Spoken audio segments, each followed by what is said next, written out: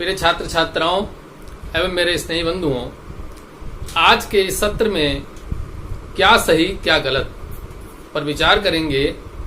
कुछ ऐसे उदाहरण मैंने चिन्हित किए हैं, उन उदाहरणों को हल करते समय परेशानी हो सकती है, या क्या सही है और क्या गलत है उसका विचार करना है। अगर सही है तो क्यों सही है, और यदि गलत है तो क्यों गलत है, इस बात पर विचार करते हैं। आइए देखते हैं।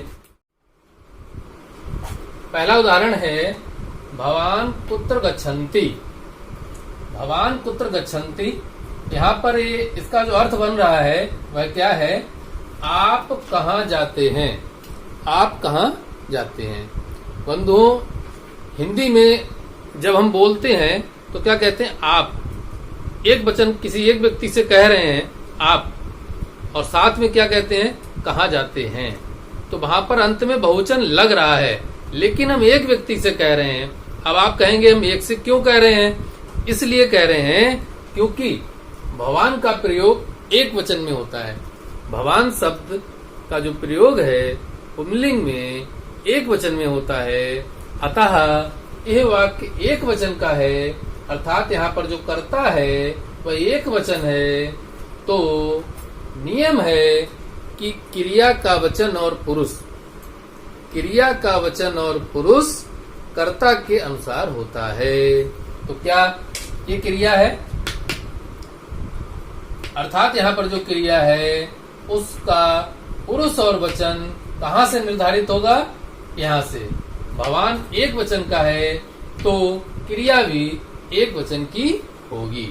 और दूसरी बात क्या है? मैंने कहा था सह तौ ते। पिछले वीडियोज आप देखेंगे तो आपको मिल जाएगा। सह तौ ते किसी भी व्यक्ति का नाम और स्थान आदि प्रथम पुरुष में आएंगे। ऐसे में बंधुओं, प्रथम पुरुष एक वचन की क्रिया भवान के साथ लगेगी। तो प्रथम पुरुष एक वचन की क्रिया क्या है? गच्छति, गच्छतः, गच्छन्ति, ऐसे रूप चलते हैं प्रथम पुरुष में गम धातु के। तो यहाँ पर क्या आ जाएगा? गच्छति। तो क्या बनेगा बंधुओं? भवान कुत्र गच्छति। यह शुद्ध वाक्य हुआ और ये गलत हो गया, ये गलत है। अब एक बात और आती है बंधुओं, आपके सामने एक विकल्प और आ सकता है। जैसे परीक्षा में प्रश्न आएगा कि इस वाक्य को शुद्ध कीजिए। उस वाक्य को जब शुद्ध किया जाएगा तो दो उदाहरण आपको सही दिखाई देंगे। वो कैसे? जैसे भवन्तः कुत्र गच्छन्ति, आप सब कहाँ जाते हैं। अब देखिए, यहाँ पर भवान कुत्र गच्छन्ति था, कर्ता एक वचन में था, क्रिया बहुवचन में थी। तो एक विकल्प ये भी बनता है, क्रिया बहुवचन है तो हम कर्ता बहुवचन कर दें। तो यहाँ पर देखिए, भवन्तः बहुवचन का प्रयोग है। जो पुल्लिंग में भवान का जो रूप चलता है, भवान, भवन्तो, भवन्तः। द्वितीय व्यक्ति में क्या चलता है? भवन्तम, भवन्तो, भवतः। प्रथमा व्यक्ति और द्वितीय व्यक्ति पर ही अभी तक हमने बात की है। यहाँ पर उदाहरण ये बन रहा है कि क्रिया बहुवचन की है तो कर्ता बहुवचन का कर दिया जाए।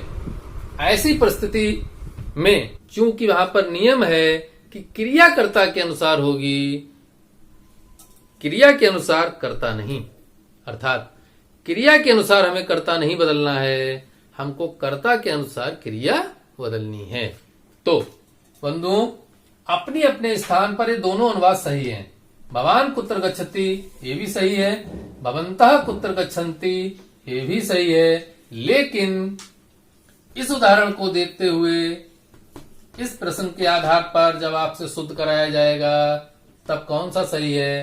तब यही ऊपर वाला ठीक है, भवान कुत्र गच्छति, क्योंकि कर्ता के आधार पर क्रिया का प्रयोग करना है। भवान एक वचन है, क्रिया एक वचन प्रथम पुरुष की हो गई। यहाँ पर जो दूसरा उदाहरण मैंने इसलिए दे दिया है, एक एग्जाम्पल आपका और तैयार हो जाएगा। बहुवचन के आधार पर क्या बोलेंगे? भवन्तः, आप सब, कुत्र का तात्पर्य होता है कहाँ, गच्छन्ति जाते हैं, आप सब कहाँ जाते हैं। दूसरा उदाहरण देखते हैं, सह बालकम गच्छति।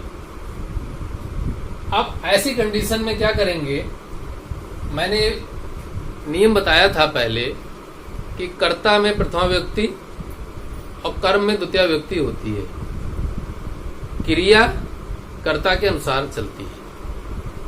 अब ये देखना है, जब कर्तृवाच्य का हम प्रयोग करेंगे तो कर्तृवाच्य में जरूरी नहीं है कि उसमें कर्म हो। बहुत से ऐसे उदाहरण हैं जहां कर्म होगा ही नहीं। तब ऐसी कंडीशन में, जैसे एक उदाहरण है हमारा, सहा बालकम गच्छति। ये गलत वाक्य है क्योंकि यहाँ पर सह अर्थात बालक के लिए आया है। सह का प्रयोग बालक के लिए हुआ है।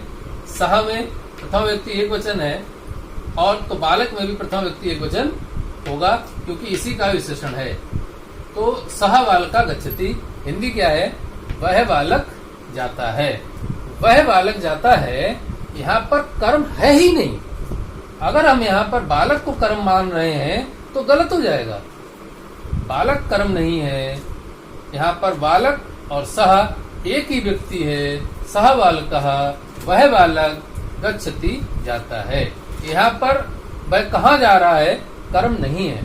अगर यहाँ पर ऐसा होता, जैसा कि हमने दूसरा उदाहरण दिया है कि वह बालक गांव को जाता है, वह बालक गांव को जाता है, तब कर्म आने पर द्वितीय व्यक्ति का प्रयोग हो जाएगा। जैसे सह बालकः ग्रामम गच्छति, वह बालक गांव को जाता है। तो यहाँ पर ग्राम कर्म है और ग्राम कर्म होने के कारण ग्राम में द्वितीय व्यक्ति का प्रयोग हुआ है। इस वाक्य में कर्म है ही नहीं, अतः यहाँ द्वितीय व्यक्ति की आवश्यकता नहीं है। तो यहाँ पर जो वाक्य था सा बालकम, यहाँ द्वितीय व्यक्ति का प्रयोग था, ये उचित नहीं है। अर्थात ये वाक्य भी आपका भी गलत है और ये आपका सा बालका गच्छति ये ठीक है।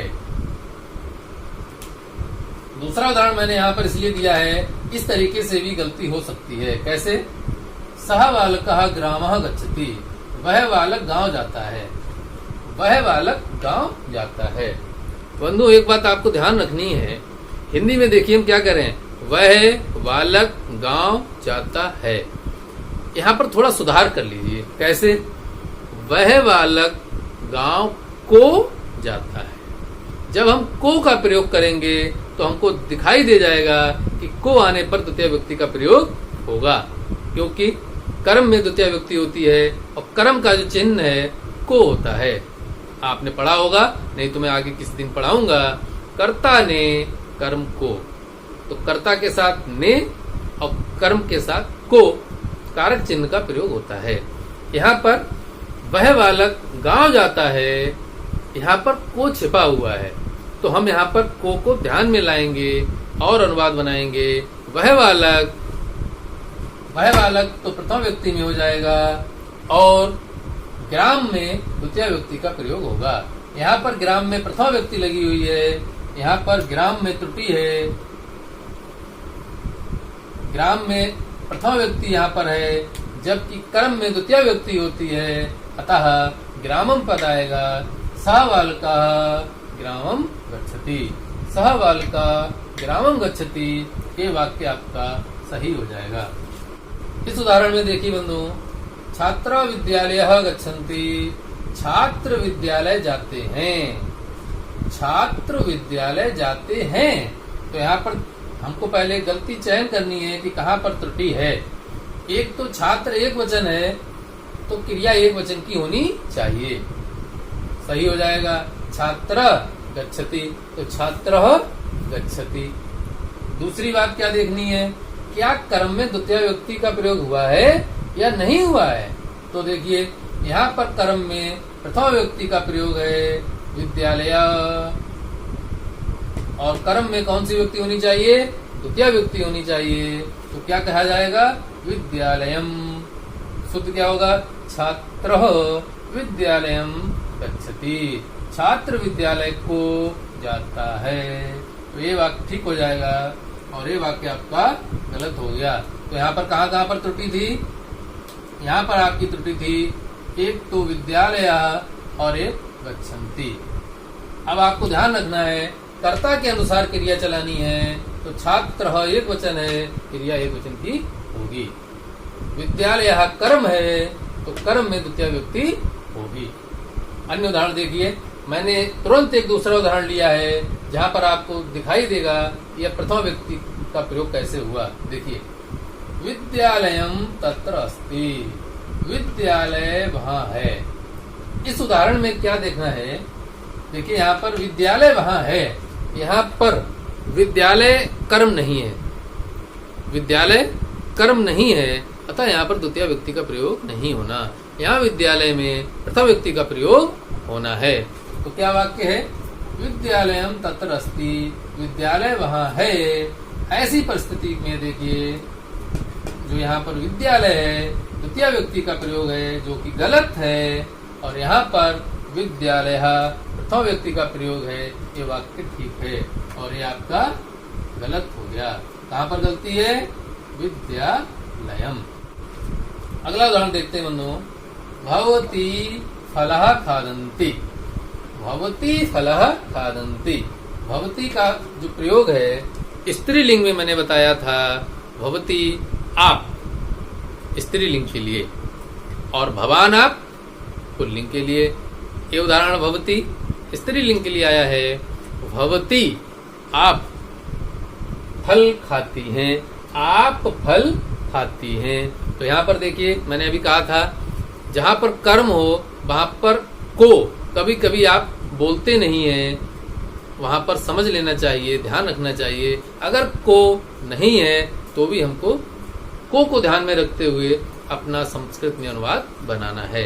तो क्या करना है, आप फल को खाती हैं। तो देखिए यहाँ पर भी देखिए, आप फल को खाती हैं, तो इसका तात्पर्य है कि फल में द्वितीय व्यक्ति का प्रयोग होगा।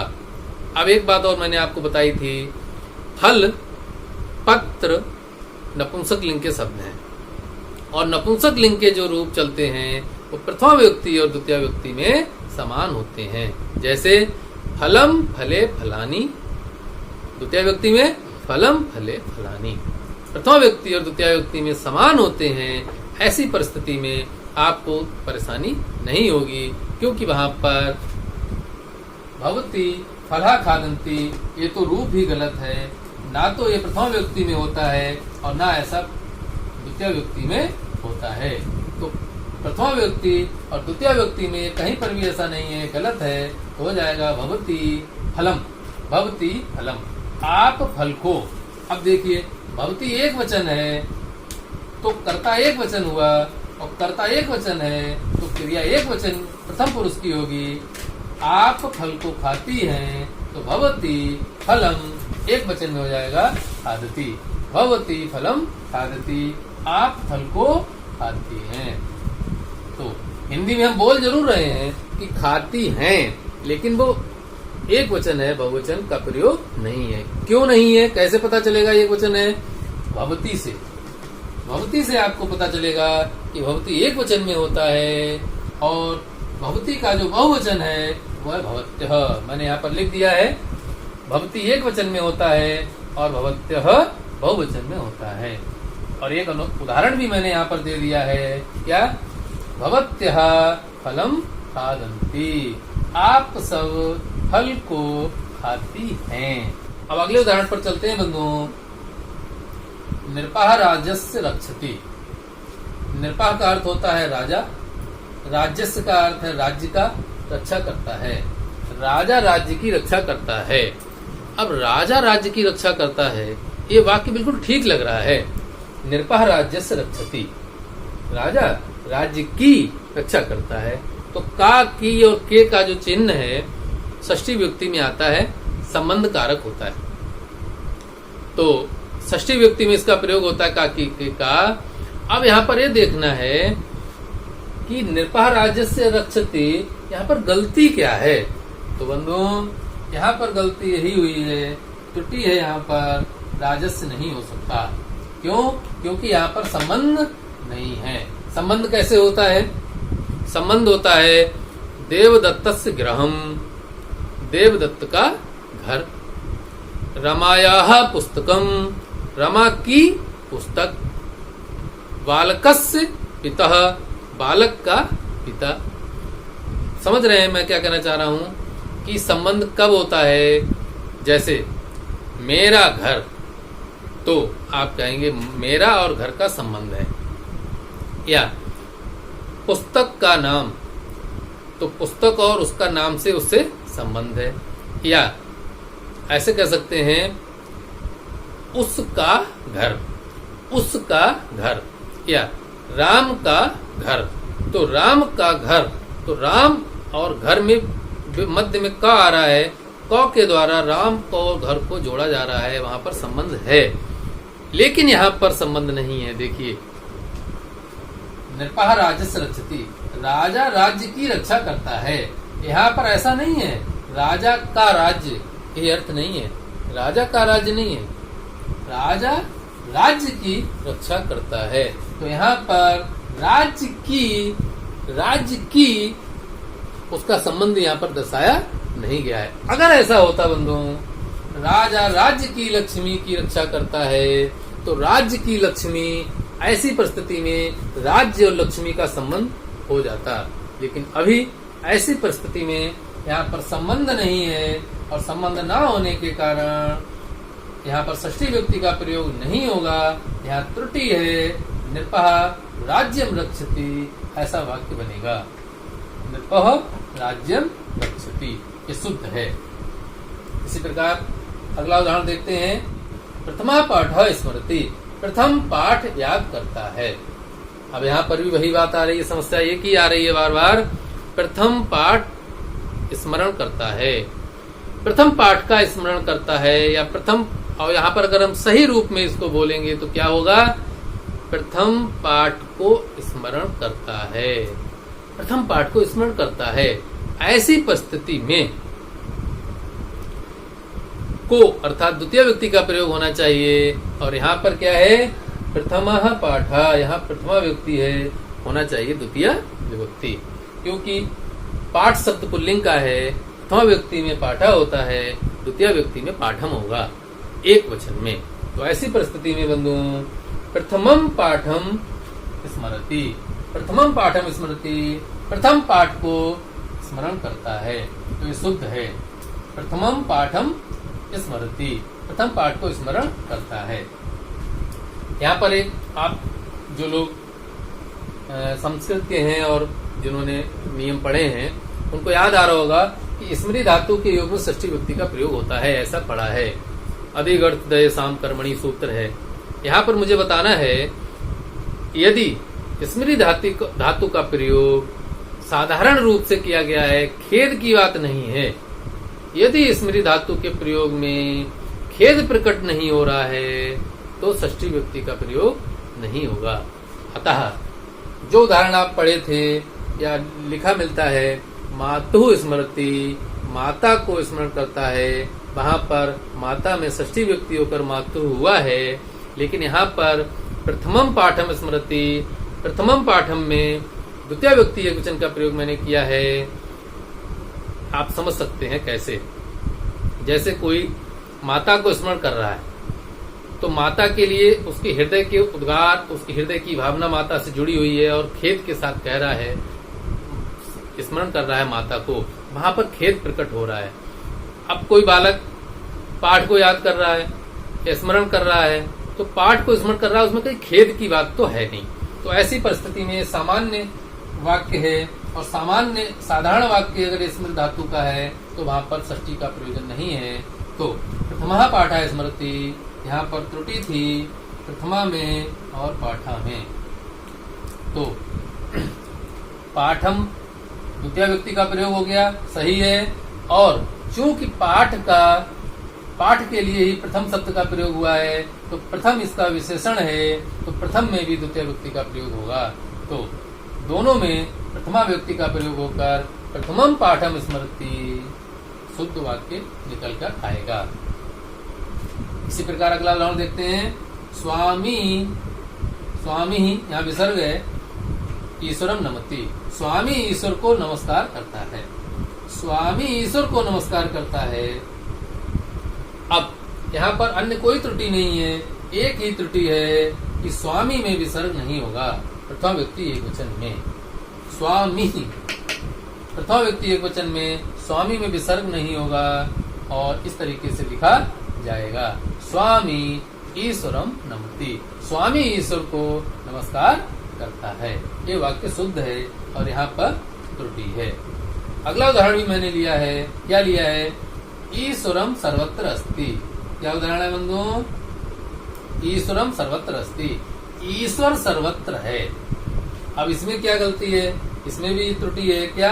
यहाँ पर ईश्वर कर्म नहीं है और यहाँ द्वितीय व्यक्ति का प्रयोग हुआ है, जबकि यहाँ पर ईश्वर कर्म था।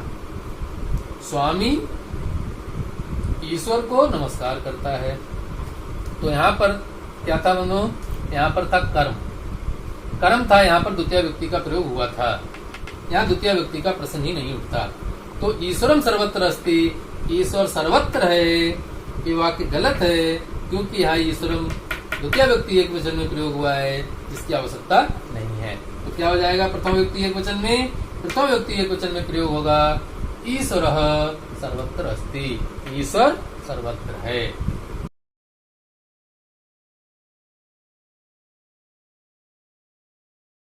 एक बात आपको और बतानी है, एक वचन बहुवचन की बहुत बात चल रही है, तो वह क्या है? लाजाह अर्थात खीले, दारा अर्थात स्त्री और गृह अर्थात घर पुल्लिंग के रूप हैं और ये सदैव बहुवचन में प्रयोग होते हैं। कौन कौन से? बहुत परीक्षाओं में आते हैं। नित्य बहुवचन में प्रयोग होगा, ये कभी भी एक वचन नहीं होते हैं। कौन से शब्द? लाजाह, दारह, गृह। अब एक बात और आपको यहाँ पर बतानी है, यदि गृह नपुंसक लिंग में हम प्रयोग कर रहे हैं, यदि गृह का प्रयोग नपुंसक लिंग में कर रहे हैं, तब गृह के एक वचन, द्विवचन, बहुवचन तीनों रूप चलेंगे। इतना ध्यान कर लेंगे। जो लोग टीजीटी, पीजीटी आदि की तैयारी करते हैं उनके लिए और सीटेट आदि की तैयारी के लिए इम्पोर्टेंट प्रश्न है कि लाजाह, दाराह, गिराह सदैव बहुवचन में होते हैं और ये पुल्लिंग शब्द हैं। यदि गृह नपुंसक लिंग में प्रयोग हुआ है, तब गृह के तीनों वचन चलेंगे, जैसे गृहम, गृहे, गृहाणि। गृहम, गृहे, गृहाणि ये एक वचन, द्विवचन और बहुवचन का रूप है। लेकिन यदि गृह पुल्लिंग में प्रयोग हुआ है तो वह बहुवचन में प्रयोग होगा।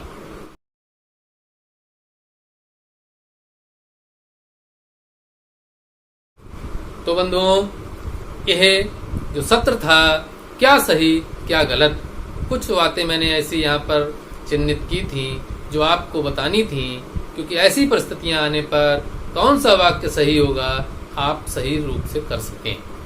अभी भी जिन लोगों ने मेरे चैनल को सब्सक्राइब नहीं किया है, तो निवेदन है कि सब्सक्राइब कर लें और लगातार अभ्यास करते रहें।